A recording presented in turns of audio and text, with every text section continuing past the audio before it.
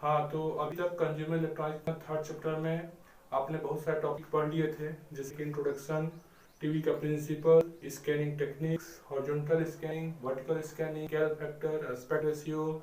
उसके बाद मैंने आपको इंटरलेस स्कैनिंग करना बताया था। उसके बाद हम लोग पढ़े वीडियो बैंडविड्थ। यहाँ तक हुआ था टॉपिक थर्ड चैप्टर का। उसके आगे का जो बचा हुआ टॉपिक था, जो जो इम्पोर्टेंट टॉपिक है, मैं टॉपिक बाय टॉपिक रोज कवर करूँगा और कोशिश रहेगी कि जल्द से जल्द आपका सिलेबस पूरा हो जाए। उसी में से अगला क्वेश्चन जो आता है, अगला टॉपिक जो है वो है मॉड्यूलेशन टेक्निक। टेलीविजन में कौन सी मॉड्यूलेशन टेक्निक का इस्तेमाल या प्रयोग किया जाता है? तो मॉड्यूलेशन टेक्निक, चूंकि टीवी है तो टीवी में हम जानते हैं कि वीडियो भी होता है और ऑडियो भी होता है। तो इसमें होता है कि वीडियो के लिए हम लोग वीडियो के लिए इस्तेमाल करते हैं एम्पलीट्यूड मॉड्यूलेशन का। वीडियो के लिए एम्पलीट्यूड मॉड्यूलेशन का इस्तेमाल करते हैं और ऑडियो के लिए फ्रीक्वेंसी मॉड्यूलेशन इस्तेमाल करते हैं। ठीक, फ्रीक्वेंसी मॉड्यूलेशन का इस्तेमाल करते हैं। तो इसमें पहला क्वेश्चन जो पूछा जाता है एग्जाम में, वो ये पूछा जाता है कि हम लोग वीडियो के लिए या पिक्चर के लिए एम्पलीट्यूड मॉड्यूलेशन का यूज करते हैं और साउंड के लिए फ्रीक्वेंसी मॉड्यूलेशन का यूज करते हैं, ऐसा क्यों? ठीक, तो उसका हम लोग आंसर खोजने की तलाश करते हैं, खोजने का प्रयास करते हैं। ऑडियो मॉड्यूलेशन, एम्पलीट्यूड मॉड्यूलेशन क्या होता है? आपको मैं बताया था कम्युनिकेशन इंजीनियरिंग में, जब कैरियर मॉड्यूलेटिंग सिग्नल के एम्पलीट्यूड के अकॉर्डिंग चेंज होता है तो उसको बोलते हैं एम्पलीट्यूड मॉड्यूलेशन। और जब कैरियर की फ्रीक्वेंसी मॉड्यूलेटिंग सिग्नल के अकॉर्डिंग चेंज होती है तो उसको हम बोलते हैं फ्रीक्वेंसी मॉड्यूलेशन। ये आपको अच्छी तरह पता होगा। इसको मैंने उस समय आपको डायग्राम बना करके समझाया था कि जैसे एम्पलीट्यूड मॉड्यूलेशन क्या है। कोई आपने सिग्नल लिया, ठीक, इस तरह से कोई सिग्नल एज्यूम करते हैं और एक उसके बाद इसको बोलते हैं मॉड्यूलेटिंग सिग्नल। उसके बाद होता है कैरियर, जैसे हम लोग कैरियर ले लिए, ठीक, एक कैरियर, और उसके बाद दोनों का मॉड्यूलेशन होता है। मॉड्यूलेशन के बाद हम लोग को एक सिग्नल मिलता है, सिग्नल इस तरह से मिलता है और इस तरह से ये वेरी करता है। तो इसमें हम लोग क्या देख रहे हैं कि यहाँ कैरियर का जो एम्पलीट्यूड है, कैरियर का एम्पलीट्यूड फिक्स है, ठीक, लेकिन यहाँ क्या हो रहा है, कैरियर का एम्पलीट्यूड वेरी कर रहा है, कहीं ज्यादा कहीं कम हो रहा है। तो जब किसी सिग्नल का एम्पलीट्यूड इस मॉड्यूलेटिंग सिग्नल के अकॉर्डिंग चेंज होता है तो उसको हम बोलते हैं एम्पलीट्यूड मॉड्यूलेशन, आप जानते हैं। और जब किसी सिग्नल की फ्रीक्वेंसी मॉड्यूलेटिंग सिग्नल के अकॉर्डिंग चेंज होती है तो उसको हम बोलते हैं फ्रीक्वेंसी मॉड्यूलेशन। ठीक, तो जब आप आंसर लिखेंगे तो सबसे पहले एम्पलीट्यूड मॉड्यूलेशन का डेफिनेशन में लिख देंगे कि जब किसी कैरियर का एम्पलीट्यूड मॉड्यूलेटिंग सिग्नल के अकॉर्डिंग चेंज होता है तो हम बोलते हैं एम्पलीट्यूड मॉड्यूलेशन। और जब किसी कैरियर की फ्रीक्वेंसी मॉड्यूलेटिंग सिग्नल के अकॉर्डिंग चेंज होती है तो उसको हम बोलते हैं फ्रीक्वेंसी मॉड्यूलेशन। ये आप पहले से जानते हैं, लेकिन अब जो हम लोग जानना चाह रहे हैं कि टीवी में पिक्चर ट्रांसमिशन के लिए लोग एम्पलीट्यूड मॉड्यूलेशन का यूज क्यों करते हैं। तो इसमें मैं आपको बताना चाहूंगा कि एम्पलीट्यूड मॉड्यूलेशन में क्या होता है कि इसमें जो मैसेज होता है वो सिग्नल के एम्पलीट्यूड में होता है, लेकिन इस क्वालिटी के बजाय हम लोग इसमें इस क्वालिटी का इस्तेमाल करते हैं कि इसमें जब एम्पलीट्यूड चेंज होता है, मतलब मैसेज एम्पलीट्यूड में होता है, इसका फ्रीक्वेंसी और फेज ये दोनों कांस्टेंट होते हैं। ठीक, डेफिनेशन में हम लोग ये जानते हैं कि एम्पलीट्यूड मॉड्यूलेशन में मैसेज एम्पलीट्यूड में होता है और मॉड्यूलेटिंग सिग्नल में कैरियर का एम्पलीट्यूड चेंज होता है। ठीक, यानी कि लेकिन इसमें क्या होता है कि इसका फेज और इसका जो फ्रीक्वेंसी वो कांस्टेंट होती है। तो इसके इस क्वालिटी का इस्तेमाल करके हम लोग एम्पलीट्यूड मॉड्यूलेशन का इस्तेमाल वीडियो ट्रांसमिशन के लिए करते हैं। तो उसमें आपको मेन लाइन ये लिखना है कि एम्पलीट्यूड मॉड्यूलेशन में चूंकि कैरियर का फेज और कैरियर की फ्रीक्वेंसी कांस्टेंट होती है, इसलिए पिक्चर ट्रांसमिशन में हम लोग एम्पलीट्यूड मॉड्यूलेशन का इस्तेमाल करते हैं।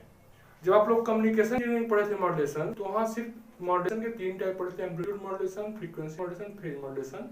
लेकिन टीवी के केस में एम्पलीट्यूड मॉड्यूलेशन 2 टाइप के डिफाइन किए हैं। ठीक, एक होता है नेगेटिव मॉड्यूलेशन और एक होता है पॉजिटिव मॉड्यूलेशन। ठीक, और टीवी के लिए निगेटिव मॉड्यूलेशन और पॉजिटिव मॉड्यूलेशन में कौन सा मॉड्यूलेशन इस्तेमाल किया जाता है, तो मैं बताना चाहूंगा कि इसमें एम्पलीट्यूड मॉड्यूलेशन के साथ साथ एम्पलीट्यूड मॉड्यूलेशन में निगेटिव मॉड्यूलेशन का इस्तेमाल इसमें किया जाता है।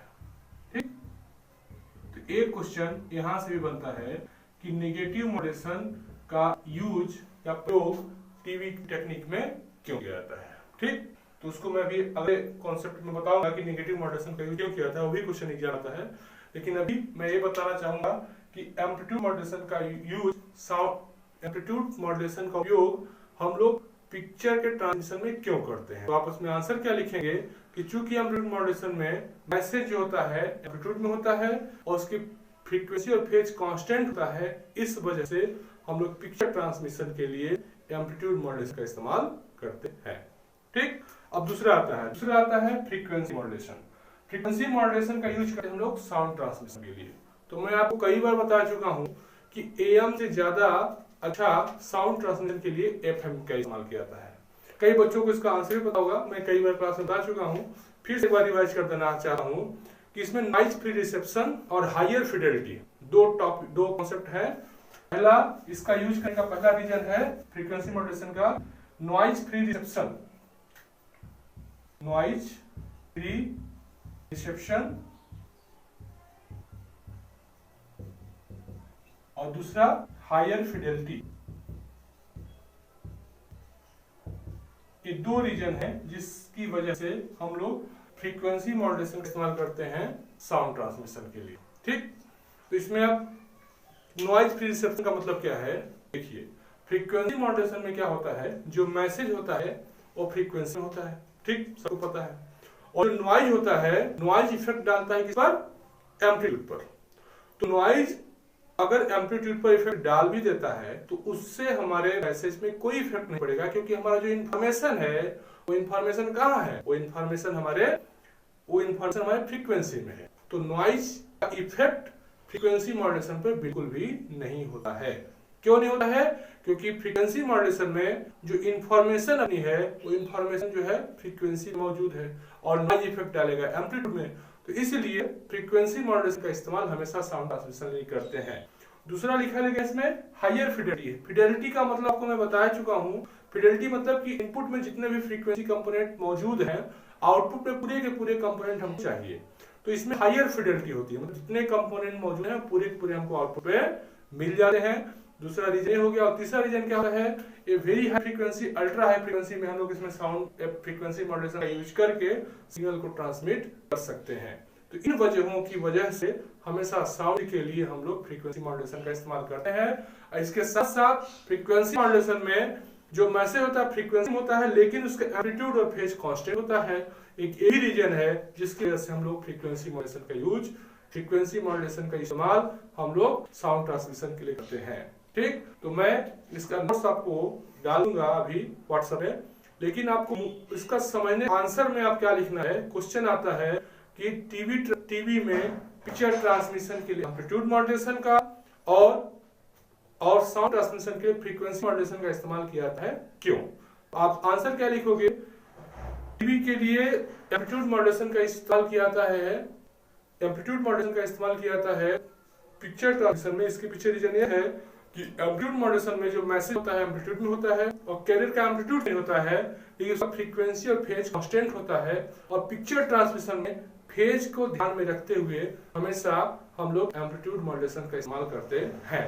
और साउंड मॉड्यूलेशन में चूंकि हम जानते हैं कि फ्रीक्वेंसी मॉड्यूलेशन में नॉइज फ्री रिसेप्शन और हायर फिडेलिटी मिलता है, जिसका मतलब है कि इसमें फ्रीक्वेंसी मॉड्यूलेशन में नॉइज का कोई इफेक्ट नहीं होता है। उसके पीछे रीजन क्या है कि इसमें मैसेज जो होता है वो फ्रीक्वेंसी में होता है और नॉइज इफेक्ट डालता है एम्पलीट्यूड में, जिससे हमको नॉइज रिसेप्शन मिलता है। और जितने भी फ्रीक्वेंसी कंपोनेंट इनपुट में मौजूद होते हैं वो पूरे के पूरे कंपोनेंट आउटपुट में हमको मिलते हैं, जिससे हमको हायर फिडेलिटी प्राप्त होती है। इन वजहों से फ्रीक्वेंसी मॉड्यूलेशन का इस्तेमाल हम लोग साउंड ट्रांसमिशन के लिए करते हैं। तो ये आप आंसर हो गया कंप्लीट में। डिटेल में इसका आंसर कैसे लिखना है एग्जाम में मैं आपको अभी नोट्स प्रोवाइड कर दूंगा। बीच में मैंने बताया कि ये जो एम्पलीट्यूड मॉड्यूलेशन है ये दो टाइप के होते हैं, एक नेगेटिव मॉड्यूलेशन और एक पॉजिटिव मॉड्यूलेशन। तो नेगेटिव मॉड्यूलेशन का इस्तेमाल हम लोग टीवी ट्रांसमिशन में करते हैं। तो निगेटिव मॉड्यूलेशन का इस्तेमाल हम लोग टीवी में क्यों करते हैं, इसको मैं भी आपको अगले वीडियो में उसको बता रहा हूँ। धन्यवाद।